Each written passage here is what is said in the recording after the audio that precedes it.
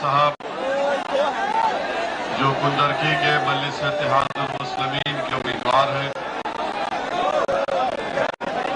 मोहतरम जनाब शौकत साहब जो उत्तर प्रदेश के मजलिस इत्तेहादुल मुस्लिमीन के सदर हैं, एडवोकेट जो उत्तर प्रदेश की जनरल सेक्रेटरी है, नशीन मंच पर बैठे हुए तमाम मजलिस के जिम्मेदारान,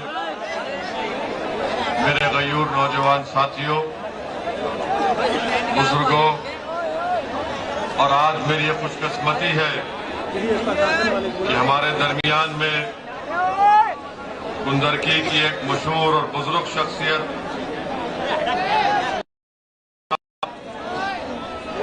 अब्दुल सलाम साहब क़िबला तशरीफ फरमा है और हमारे लिए ना सिर्फ ये बाइज़ इज्जत भी है बल्कि बाइज़ बरकत भी है।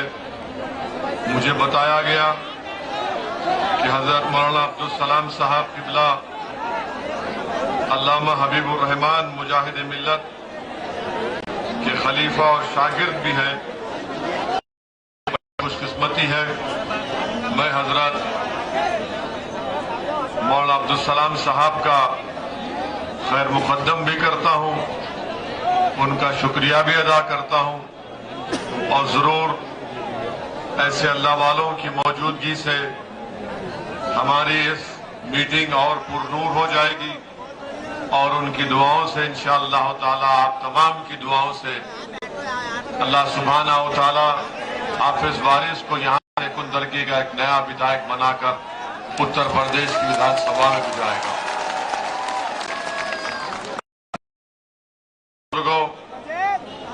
14 तारीख के दिन मेरी आप तमाम से अपील है, पूरे कुंदरकी की जनता से, अवामुन्नास से, कि आप अब की बार अपने वोट का सही इस्तेमाल करिए ताकि आपको कुंदरकी से एक मुखलिस ईमानदार विधायक मिले, एमएलए मिले, जो जीतने के बाद किसी पर भी जुल्म बल्कि आपका खातिर बनकर रहे, महसूस करे और आपके मसाइल, आपकी तकलीफ को हल करने के लिए दौड़ता रहे। और साथ ही साथ आप एक ऐसे विधायक को वोट देकर कामयाब करेंगे जो उत्तर प्रदेश की विधानसभा में जाकर खामोश नहीं बैठेगा, जो उत्तर प्रदेश की विधानसभा में जाकर कुंदरकी के अवाम की तकालीफ का जिक्र भी करेगा, हुकूमत वक्त से सवालात करेगा और जालिमों के जुल्म का जिक्र करके उनको मजलूमों को इंसाफ भी दिलाएगा। ये काम मेरी नजर में हाफिज वारिस साहब ही कर सकते हैं, ना समाजवादी के उम्मीदवार कर पाएंगे। इसलिए नहीं कर पाएंगे, समाजवादी पार्टी में इजाजत नहीं है जबान खोलने की और बसपा में इजाजत नहीं है बगैर इजाजत के सांस लेने की। तो एक तरफ ना जबान खोल पाएंगे भैया के सामने, दूसरी तरफ बहन जी के सामने सांस भी नहीं ले पाएंगे और हम घुटन की जिंदगी नहीं गुजार सकते। हम ना खामोश बैठेंगे, ना किसी के सामने डर कर सर झुकाएंगे, बल्कि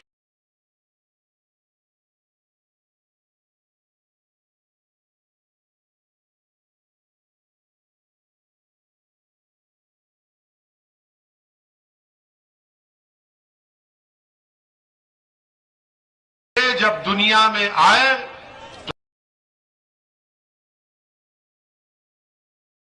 आपने 3 मर्तबा वोट दिया और क्या हासिल हुआ आपको? यहां पर बच्चों पर मुकदमे, जमीन पर कब्जा, गांव-गांव में लड़ाई लगाना, ये काम आपको दिया गया था करने के लिए, वो ये काम किए। और समाजवादी पार्टी में अब मुस्लिम अल्पसंख्यक समाज के नेताओं की कोई अहमियत नहीं है। आजम खान जेल में है और अखिलेश बाहर हैं। आजम खान पर इल्जाम कि उन्होंने अपने मंत्रालय में ज्यादा लोगों को नौकरी दी, तकर्रुर किया, और अखिलेश यादव तो दूध के धुले हुए हैं ना। अब आप खुद फैसला कर लो। तो इसीलिए आपके लिए बेहद जरूरी है कि कुंदरकी की जनता हाफिज वारिस को अपने कीमती वोट देकर उनको कामयाब करके अपना विधायक बनाए, ताकि हाफिज वारिस जब इंशाअल्लाह आपके दुआओं से और नबी करीम सल्लल्लाहु अलैहि वसल्लम के सदक़े और तुफैल से कामयाब होगा, तो हाफिज वारिस उत्तर प्रदेश की ऐवान को हिला हिला कर रख देगा इंशाअल्लाह ताला। आज आपने हाफिज वारिस की तकरीर को सुना। हाफिज वारिस आपसे कह रहे थे प्यारो प्यारो प्यारे प्यारे कह रहे थे ना, मगर जब हाफिज वारिस विधानसभा में जाएंगे तो कहेंगे प्यारे नहीं कहेंगे, कहेंगे सुनो जालिमों, कुंदरकी की जनता से इंसाफ करना पड़ेगा। सुनो इख्तिदार की कुर्सियों पर बैठने वालों, अब तुम हमसे हमारा हक नहीं छीन पाओगे।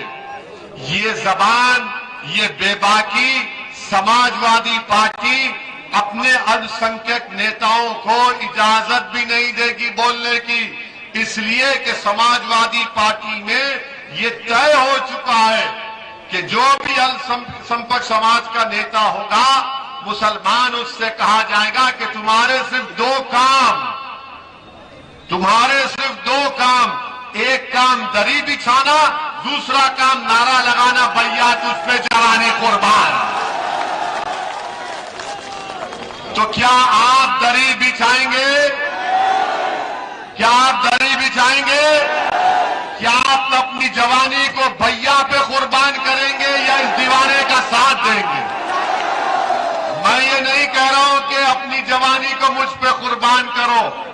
क्यों नहीं कह रहा हूं? मैं खुद जवान हूं और मैं इंशाअल्लाह जवानी रहूंगा। दाढ़ी थोड़ी वाइट हो गई धूप में, मगर मेरी अम्मा आज भी मुझको कहती है मेरा बच्चा, इसीलिए मैं ऑलवेज यंग हूं। मैं अपनी जिंदगी को तुम पे कुर्बान करूंगा इंशाअल्लाह ताला। मैं तुम पर आंच आने नहीं दूंगा, मुझ पर गोलियां चले, कुछ चले, मगर मैं अपनी जिंदगी को गरीब और मजलूमों के इंसाफ के लिए, आपके हक के लिए, आपका जायज मुकाम दिलाने के लिए और हाफिज वारिस को आपका नेता बनाने के लिए हम एक एक जिंदगी की सांस को उसका सर्व कर देंगे। तो मैं आपसे अपील कर रहा हूं कि अब आप अपनी जवानी भैया पे कुर्बान मत करो। और मैं समाजवादी पार्टी के चमचों से कहना चाह रहा हूं, जरा समझो, तुम्हारे दादा जवानी कुर्बान कर दिए, तुम्हारे ये जवान कुर्बान हो गए। अरे कितनी जवानी कुर्बान करेगा भैया पे? अब जवानी कुर्बान नहीं होगी, अब जवानी इस्तेमाल होगी तो हिस्सेदारी की लड़ाई की इस्तेमाल होगी इंशाअल्लाह ताला। अब जवानी इस्तेमाल होगी तो मजलूम अवाम के इंसाफ दिलाने के लिए इस्तेमाल होगी। बहुत कुर्बान कर दिए गैरों के लिए, अब अपनों के लिए आपको खड़े होना पड़ेगा। आपके दरमियान में आपका भाई ओवैसी खड़ा हुआ है, आपके दरमियान में आपसे खंदा मिलाए एक दीवाना हाफिज वारिस खड़ा हुआ है, आपको इनका साथ देना है। अब रहा सवाल हाथी का, माशाअल्लाह से सही जगह गए हैं, बहुत सही जगह गए हैं वो। बहुत सही जगह गए हैं। अब आप हाथी पर ही बैठे रहिए, इधर मत आइए। कुंदरकी को क्या क्या कर दिया बताइए। 3-3 बार के विधायक, अनेक इंटर कॉलेज की जमीन आपका फर्जन हड़प लेगा है। और फिर ये भी बताया गया कि अहमदनगर के इकबाल प्रधान की जमीन पर धोखे से कस्बा कब्जा कर लिया। अरे कैसा विधायक था कि गारत का गड़ा भरता ही नहीं है इसका। यानी जो है आने दो इधर ही। अरे कितना खाओगे? कफन जब पहनकर कब्र में जाएंगे तो उसमें जेब नहीं रहता ना, उसमें तो सिर्फ आमाल जाएंगे। मगर ये तो बोल रहे कहां से गया था, आने यहां से खाएंगे, कान से खाएंगे, काका से खाएंगे। अब ये बंद करिए इन चीजों को।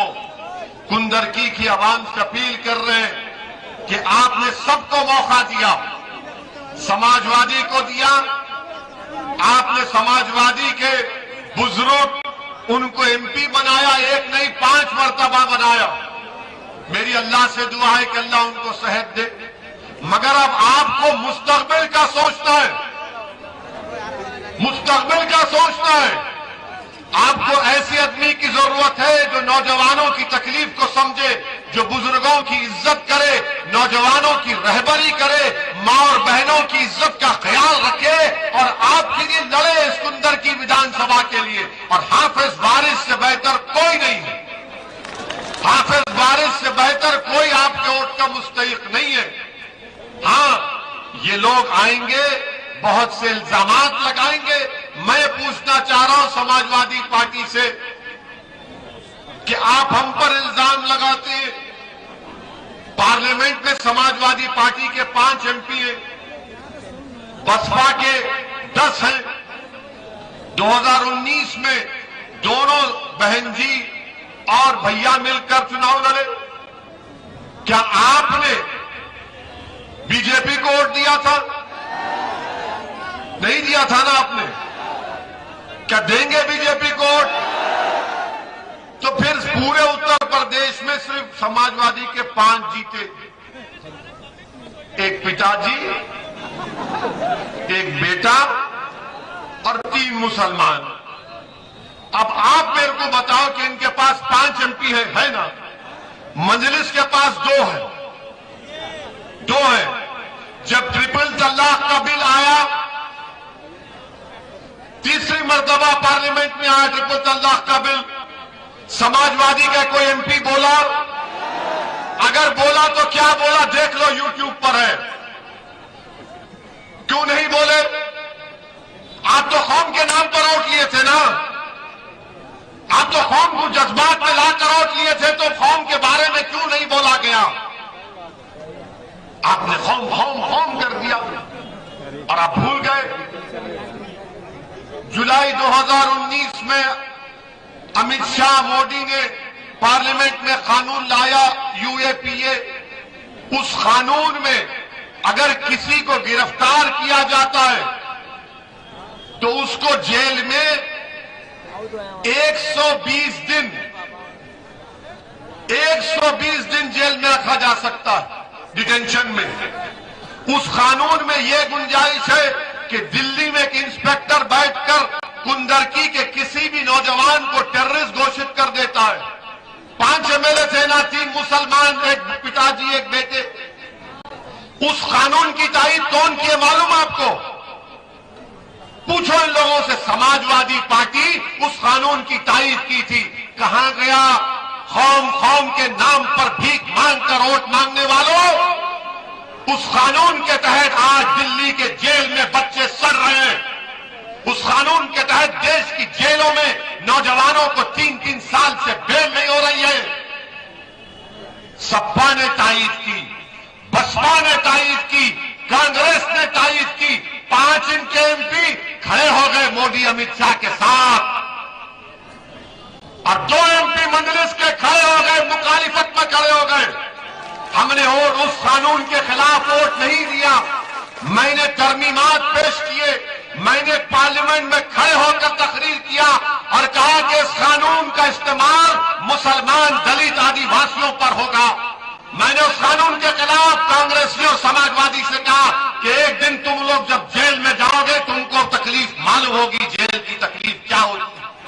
जब कहा गई कौम की मोहब्बत, जब नहीं नजर आई कौम की मोहब्बत, लोकसभा में समाजवादी ने सपोर्ट किया अमित शाह को और फिर राज्यसभा में समाजवादी ने सपोर्ट किया, तायीद की इस कानून को, कानून बनाने के लिए इस बिल को।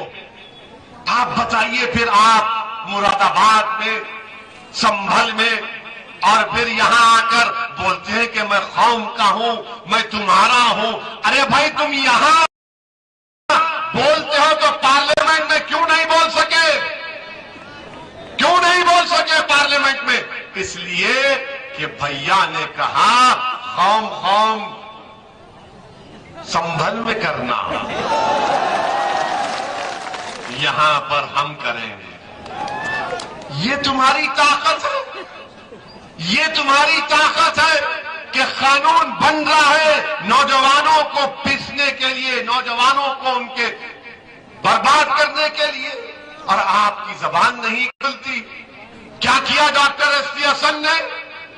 क्या किया जनाब बर्श साहब ने?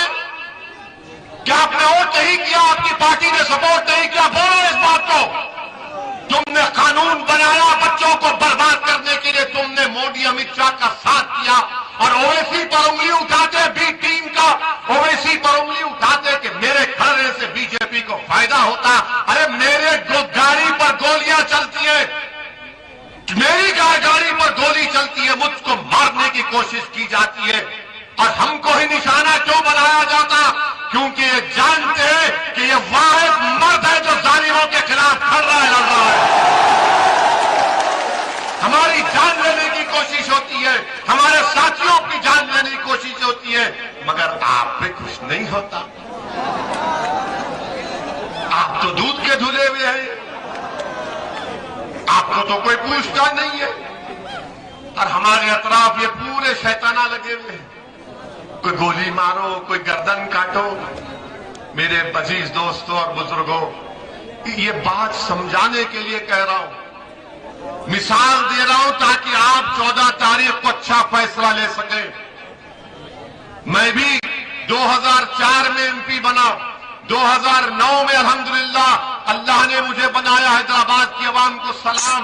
2014 में फिर से हैदराबाद की अवाम ने मुझे एमपी बनाया, 2019 में मुझे बनाया। मैं 4 मरतबा का एमपी हूं और मैंने हर एमपी को जो पैसा मिलता है एमपी लैड फंड का, एक आरटीआई एप्लीकेशन डालकर देखो, मैंने वो एक एक पैसे को इस्तेमाल किया हूं। मेरा काम दिखता है हैदराबाद में।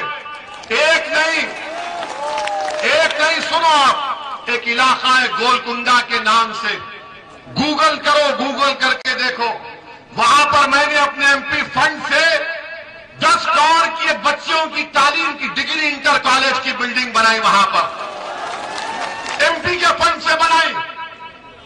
वहां पर एक नहीं, वहां पर कम से कम मेरे ख्याल से 500 से ज्यादा बच्चियां तालीम हासिल करती हैं उस एक बिल्डिंग में। कई स्कूल की बिल्डिंग मैं बनाया हूं, कई जगह पर पानी की लाइन, सीवरेज लाइन का काम मैं कराया हूं। बताओ जो एमपी है आपने क्या किया? कौम अगर मैं कौम बोल के कौम को जज्बात में लेकर जाऊंगा और काम नहीं करूंगा तो फिर ये कौन सी मोहब्बत है कौम की? बताओ। अगर मैं पार्लियामेंट को जाऊंगा, कौम के नाम पर वोट लूंगा और पार्लियामेंट में जाकर अमित शाह और मोदी के कानून की तायीद करूंगा, तो ये कौम से मोहब्बत नहीं है, ये गद्दारी है, गद्दारी है, गद्दारी है। ये वफादारी की निशानी नहीं है, वफादारी और बहादुरी की निशानी है कि गोलियां चल रही है तो कह रहे हैं कि तू तीर आजमा, हम जिगर आजमाएंगे। चलाओ गोली, हमारा जिगर देखो। आज तुम्हारे सामने खड़ा हूं, मैंने पार्लियामेंट में खड़े होकर कह दिया कि मैं रसूलुल्लाह सल्लल्लाहु अलैहि वसल्लम के गुलामों का गुलाम हूं। मैं सब्ज गुम्बद के मकी के दर का कुत्ता हूं। मुझे सिक्योरिटी की जरूरत नहीं है। बस मुझे इतना चाहिए कि हशर के मैदान में जब कमली वाले होंगे तो आका कह दे कि ये मेरा कुत्ता आया है, बहुत काफी है मेरे लिए इतना काफी है। मरना तो है एक दिन, मगर जिएंगे कैसा वो दुनिया याद रखेगी उसको। और इसीलिए हमने कहा अमित शाह साहब से आपका thank you. I don't want Z category. Akhilesh भैया तो माशाल्लाह Z+ में फिरते हैं, हम तो आपके दरमियान में अभी देवबंद गए थे तो हमको ऐसा टूट पड़े कि सब तोड़ दिए। कोई हमको चीरा, कोई हमको, हम समझ रहे थे भाई कोई लैला आ गई क्या इनके दरमियान में। मेरे भाई, हमको Z कैटेगरी की जरूरत नहीं है। क्यों नहीं है? क्योंकि कुंदरकी की जनता की जान की हिफाजत होगी तो ओवैसी अपने आप को महफूज समझेगा। अगर वो 22 बच्चों को गोली मार दिया गया CAA के प्रोटेस्ट में, तो फिर उनकी जान की कीमत नहीं है तो ओवैसी जान की कीमत क्या है बताओ मेरे को। कासगंज के पुलिस स्टेशन में अल्ताफ को पुलिस कस्टडी में मार दिया गया। मैं Z कैटेगरी लेकर क्या कर लूंगा? कब तक ये सियासतदान, कब तक नेता अपनी सिक्योरिटी की फिक्र करेंगे? अरे गरीब की जिंदगी तुम्हारी जिंदगी से बढ़कर है, याद रखो। जो नेता ये सोचना शुरू कर देगा कि गरीब का सुरक्षा मिलना चाहिए, दलित को मिलना चाहिए, महिलाओं को मिलना चाहिए, अल्पसंख्यक समाज के मुसलमानों को मिलना चाहिए, तब देश मजबूत होगा। मगर क्या मामला ये है, हमको बोले Z ले लो, हमने कहा Z कैटेगरी नहीं चाहिए, A कैटेगरी का शहरी का स्टेटस हमको दे दो, बराबरी दे दो। अगर वो मेरी बच्ची मुस्कान, मेरी बेटी अगर तालीम हासिल करने के लिए जा रही है,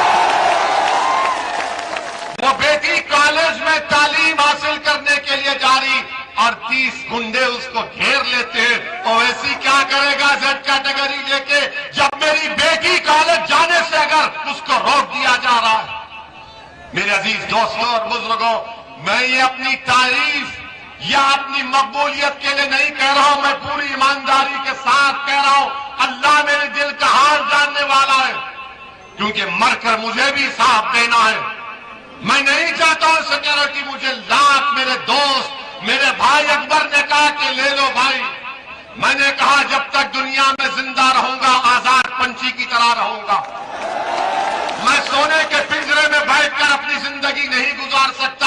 हाँ, जिस दिन अल्लाह ने तय किया कि किसी की गोली से तू इस दुनिया से जाएगा, तो मैं तो कहूंगा परवरदिगार, हक तो यह है कि हक अदा ना हो सका। क्योंकि इतनी मोहब्बत, इतना मौका खिदमत करने का, आप यकीन नहीं कर सकते कि संबल में हम गए थे, जलसा कर कर असर की नमाज का वक्त हुआ, मस्जिद का नाम याद नहीं आ रहा, मस्जिद में नमाज पढ़कर हम निकले, एक अपाहिज है, साइकिल पर है, हमसे हाथ मिलाया और कहा कि ओवैसी तेरे लिए 100 रुपये।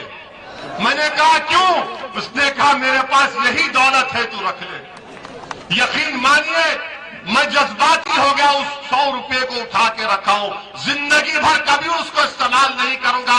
अगर मैंने जिंदगी में दौलत कमाई तो वो 100 रुपये कमाए जो गरीब अपाही ने मुझे दी। मेरे अजीज दोस्तों और बुजुर्गों, यही बात आपको बताना था। ये मंजलिस जब राजनीति सियासत करती है तो हमारे लिए कोई तिजारत नहीं है, कोई दौलत कमाने का जरिया नहीं है। मजलिस जब से बनी और सुबह क़यामत तक जब तक रहेगी इंशाअल्लाह ताला नबी करीम के सदक़े में, तो तिजारत या दौलत नहीं बल्कि गरीब मजलूम को उनका इंसाफ दिलाने के लिए, मुसलमानों को, दलितों को, पिछड़ा समाज को उनका हक दिलाने की लड़ाई लड़ते रहेंगे। इसीलिए हमसे दुश्मनी है, इसीलिए समाजवादी पार्टी के नेताओं के ख्वाब में हम आते हैं, उनके घर वाले नहीं आते। आज सुंदरकी में इतनी बड़ी मीटिंग, बस यही मोहब्बत हमारी ताकत है। जो समाजवादी मोहब्बत को आम करने आया है। और गोली मारने वाले ये समझते हैं कि मोहब्बत को आम कर रहा है, हम नफरत पैदा करेंगे। तुम्हारी गोलियों का जवाब ये मोहब्बत 14 तारीख को कुंदरकी में दिया जाएगा। तुम्हारी नफरत का जवाब ये मोहब्बत देगी, तुम्हारी गोलियों का जवाब ये सरों का समंदर इंशाअल्लाह ताला कुंदरकी से एक नई तारीख रकम करेगा और यहां से दीवाने हाफिज वारिस को भी विधायक बनाकर भिजाएगा इंशाअल्लाह। मेरे अजीज दोस्तों और बुजुर्गों, अब दूसरी बार और कुछ बोले सपा के बारे में? काफी है ना? काफी है ना? इतना नहीं, अभी मोदी के बारे में बोलना, हाँ इतना काफी है, बस है चाचा के लिए। आप समझ गए हमारी बात, आप समझ गए। अच्छा, बसपा के बारे में तो छोड़ दीजिए, अब वो हाथी पे बैठी ही, भाई बैठने दीजिए हाथी पे, तो वो हाथी उनको जंगल में ही ले जाएगा। उनका हो गया टाइम अभी। उनका तो मुझे कोई बता रहे थे कि उनका कोई ऑडियो आया। सही है क्या? सही है? ऑडियो सही है? सही है? आपने सुना? क्या सुना? क्या सुना? क्या सुना? अरे जोर से बोलो, जोर से बोलो। तुम दोगे बीजेपी को? तुम दोगे बीजेपी को? तो सुनो हाथी पर बैठने वाले, तुम तो घर में बैठ जाओ, अब तुम्हारा काम हो गया। अब आपको बताते हैं कि अभी टाइम है। अभी आपको बताना चाह रहे थे कि कल देश के प्रधानमंत्री सहारनपुर गए थे ना, देखा आपने गाड़ी में बैठे हुए हैं,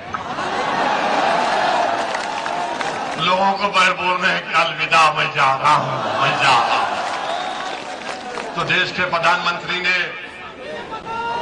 अब वो करेंगे, वो भी करेंगे, आखिर में करेंगे, वो आखिर में। अरे सब होगा आज कोई बाकी चीज नहीं रखेंगे, तुम्हारे दिल को मुतमईन करके बिठाएंगे इंशाअल्लाह। तो कल प्रधानमंत्री ने सुनिए, हाँ जिंदा रहेंगे इंशाअल्लाह। कल प्रधानमंत्री ने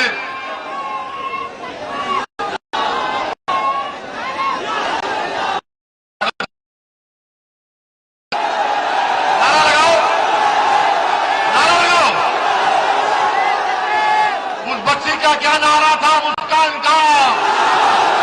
उस बच्ची का मुस्कान का नारा क्या था? बच्ची का नारा क्या था? ये मैं नहीं बोला, तुम बोले, तुम पर कैसे? वरना मीडिया वाले बोलेंगे ये भड़काओ भड़काओ कर रहा था। हम नहीं बोले ना। हाँ बैठिए आराम से, अभी जोश, अरे इतना जोश में नहीं आई, बैठो आराम से। अरे तुम तो इतना जोश में आ गए कि अब तो भैया तो परेशान नहीं हो जाएंगे। तो कल सहारनपुर में देश के प्रधानमंत्री आकर एक तकरीर करते हुए कहा देश के प्रधानमंत्री ने कि भाइयों बहनों,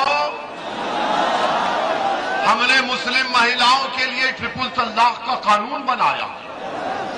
मोदी जी आपको बड़ी मोहब्बत है, मगर देश के प्रधानमंत्री ये बताना भूल गए कि ट्रिपल तलाक का कानून मुस्लिम महिलाओं की बर्बादी का बाइस बन रहा है। अगर कोई मुसलमान ट्रिपल तलाक कहता है तो गुनाह करता है। ये उलमाओं ने कहा, मैंने नहीं कहा। मगर मोदी जी क्या बोलते हैं कि कानून के लिहाज से शादी खत्म नहीं हुई, मगर उस पर FIR होगा, वो जेल को जाएगा और जेल में अगर कोर्ट उसको 2 साल की सजा देती है तो मोदी जी का कानून ये कहता है कि 2 साल वो जेल में रहेगा और हमारी बेटी उसके निकाह में रहेगी और 2 साल तक शादी नहीं कर सकती। वो जेल में रहेगा, हमारी बच्ची बाहर रहेगी, और मोदी जी ने उस अपनी हमारी मुस्लिम बहनों से कहा कि भाइयों बहनों, जब वो 2 साल की सजा काट कर जेल से निकलेगा तो आप लोग बैंड बाजे को लेकर जाइए, फूल का एक माला लेकर जाइए, हाथ में एक गुलाब जामुन या मिठाई लेकर जाइए, और जब वो पागल घड़ा निकलेगा जेल से तो बाजे वाले ये बजाना चाहिए धुन कि बजाओ फूल बरसाओ, बहाओ फूल बरसाओ, विपुल तलाक देने वाला बाहर निकला। आप बताइए वो औरत कोर्ट में कैसा प्रूफ करेगी? अगर किसी के घर में वो बदमाश किस्म का आदमी बोल देता है, क्या कोई घर वाला जाकर बोलेगा हाँ हमने सुना था इसको बोलते हुए? वो पूरा औरत पे, महिला पे डाल। मोदी जी, आपका मकसद एक ही था कि मुस्लिम नौजवान जेल में जाए और मुस्लिम महिला रोड पर आए, जो आपने ये कानून बनाया। इसीलिए हम उसकी मुखालिफत कर रहे थे, इसीलिए हम उसकी मुखालिफत कर रहे थे। मगर ये टीवी पर बैठने वाले, मोदी जी के चाहने वाले, आप मुस्लिम महिलाओं को दबाना चाह रहे हैं, हमको दबाना चाह रहे, हम खुद दबे हुए हमारे घर में, हमको मालूम क्या हाल है हमारा। हमसे लोग पूछे कि तुम इतना भड़काऊ भाषण क्यों देते, तो हम बोले घर में नहीं बोल सकते, बाहर निकल के बरास निकाल सकते। अब क्या बोलेंगे इनको? ये कोई बात है? अरे मोदी जी, आप तो बोल देना चाहिए था कि देश की बच्चियां जो निकाब हिजाब या कुछ नहीं पहनती, खूब पढ़ाओ, देश को मजबूत कराओ। मगर मोदी जी कुछ नहीं बोले, कुछ नहीं बोले। अरे अगर सर पे हिजाब और निकाब पहनना इल्म हासिल करने के लिए स्कूल को, कॉलेज को जा रहे हैं तो उसकी मुबारकबाद देना चाहिए। मगर सुन लो, हम जब तक जिंदा रहेंगे इंशाअल्लाह ताला दाढ़ी भी रखेंगे, टोपी भी पहनेंगे, निकाब और हिजाब पहनकर इस मुल्क की जमहूरियत को मजबूत करेंगे। हम इस पर कॉम्प्रोमाइज नहीं करेंगे। हाँ, कोर्ट का फैसला आएगा, देखेंगे क्या होगा। मगर अगर आप तय करेंगे कि मैं क्या खाऊंगा, क्या पहनूंगा, मेरी बेटी हिजाब पहनेगी या नहीं पहनेगी, नहीं, मेरी बेटी है और मेरी बेटी बासलाहियत है, वो उसके पास बाइख्तियार है, वो पसंद करेगी तो पहनेगी, और जब पहनेगी तो आप उससे नहीं उतरा सकते, नहीं उतरवा सकते इंशाअल्लाह। और मैं जानता हूं, आप जानते कि हिजाब और निकाब पहनकर मुस्लिम बच्चियां डॉक्टर बन रही हैं, इंजीनियर बन रही हैं, गाड़ी चला रही हैं, मोटरसाइकिल चला रही हैं, अरे हर मामलात में आगे बढ़ रही है। आपको इससे बड़ी जलन क्यों हो रही है? बड़ी जलन हो रही। अरे मेरे घर का मामला है ना, मेरे घर में अगर कुछ हो रहा है तो तुझको क्या फिक्र? नहीं, तेरे घर में मैं झांक कर देखूंगा क्या हो रहा है। अब बताइए कौन सी पॉलिसी है? भारत के संविधान में चॉइस, यानी आपको जो चीज पसंद है वो फंडामेंटल राइट हो चुका है। सुप्रीम कोर्ट का जजमेंट है पुट्टू स्वामी का। अब ये लोग बार बार मेरे को परसों टीवी चैनल पर एक बुलाए, हमको बोले नहीं ये हिजाब और नकाब से महिलाओं को दबाया जाता है। मेरा कितने महिलाओं को जानती है आप? मुस्लिम महिलाओं को कहां दबाते हैं हम तो चाहते हैं कि तरक्की करे। आप स्कूल नहीं खोलना चाहते? कुंदरकी में स्कूल खोले, पढ़ाई का इंतजाम किया, गवर्नमेंट का डिग्री कॉलेज गए, कुछ नहीं। मगर आप ऊपर से ये सब बातें हो रही हैं।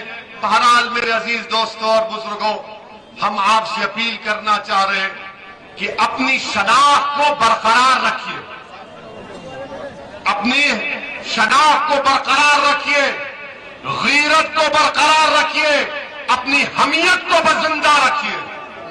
और अगर आप अपनी शनाख्त को खत्म कर देंगे, अपनी हमियत को, अपनी गीरत से दस्तबरदार हो जाएंगे तो दुनिया में कुछ हासिल नहीं होगा। तो इसीलिए आपसे अपील कर रहे हैं कि आप 14 तारीख के दिन इंशाअल्लाह ताला आप तमाम लोग हाथ उठाकर ये बता दीजिए कि आप हाफिज वारिस के पतन के निशान पर बटन दबाएंगे इंशाअल्लाह ताला। पूरे उठाइए।